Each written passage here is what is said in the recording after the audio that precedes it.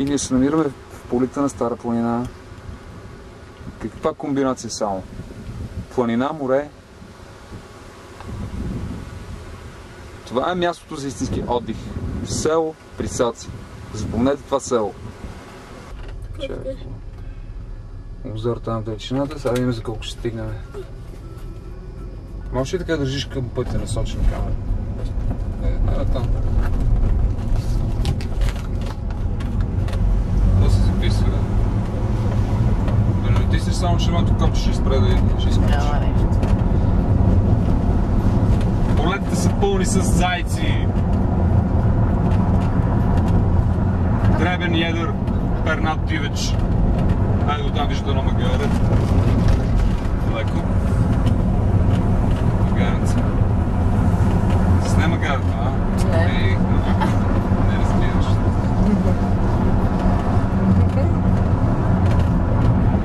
Ръка.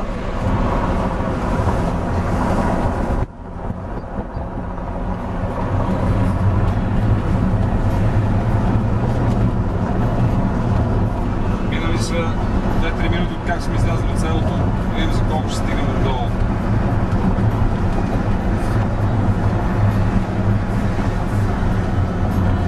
Разбира се, има какво да се желая в инфраструктурата на селото. Но и в София има дупки. Така че... Ще го кажеш така натам. Нали пътя снимаш?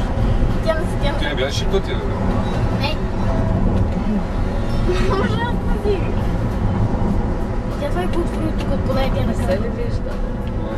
И ти не гледаш и през това, не мога да гледаш. И ето не си. То не снимай ти. Пътя е просто.